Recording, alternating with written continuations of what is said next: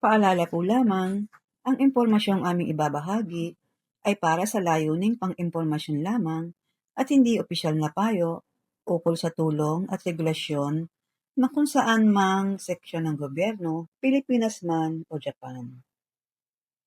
Bagong speed limit sa Japan simula ngayong September 1, 2026. Simula September 1, 2026, ipatutupad ng Japan ang isang mahalagang pagbabago sa batas trapiko. Ang pangunahing layunin nito ay mapababa ang bilang ng mga aksidente, lalo na sa mga makikitid na kalsada sa mga residential area kung saan maraming pedestrian, bata, matatanda at siklista ang dumaraan. Ang pagbabagong ito ay isa sa pinakamahalagang reforma sa Road Traffic Act ng Japan sa mga nakaraang taon at sa inaasahang magpapataas ng kaligtasan sa mga komunidad. Ano ang mababago? Ang dating default speed limit na 60 km/h sa mga kalsadang walang center line, karaniwang makikitid na residential roads, ay magiging 30 km/h. Ito ang magiging bagong legal na speed limit kung walang nakalagay na ibang speed limit sign. Hindi ito otomatikong naaangkop sa lahat ng kalsada sa Japan, kundi sa mga partikular na kalsada sakop ng bagong regulasyon. Bakit ibinaba ang speed limit?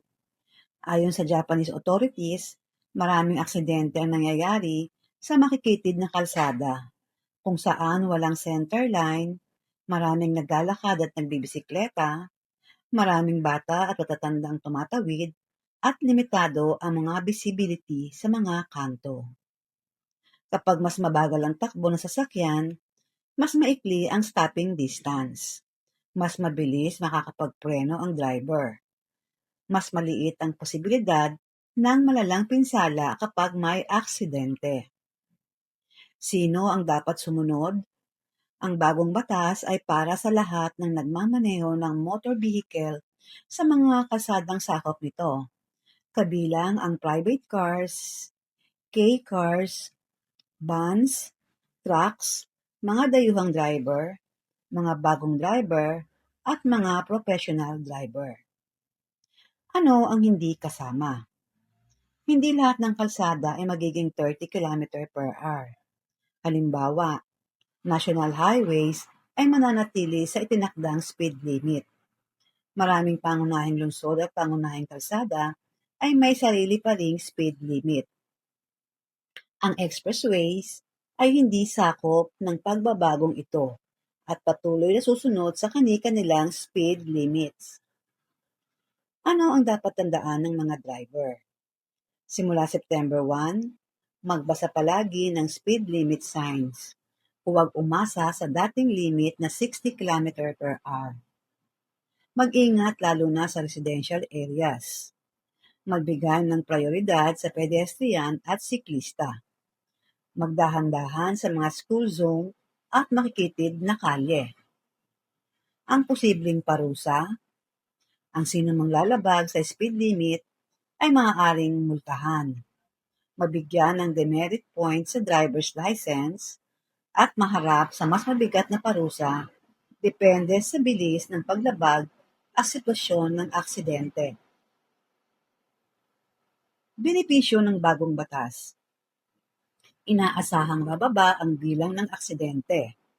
Mas ligtas ang mga residential area, mas mapoprotektahan ang mga bata at senior citizens, magiging mas ligtas ang paglalakad at pagbibisikleta, at mas magiging disiplinado ang mga motorista. Sa pangkalahatan, ang pagbabago ng default speed limit sa ilang residential roads mula 60 km/h patungong 30 km/h ay isang malaking hakbang ng Japan upang higit na mapangalagaan ang kaligtasan ng lahat ng gumagamit ng kalsada.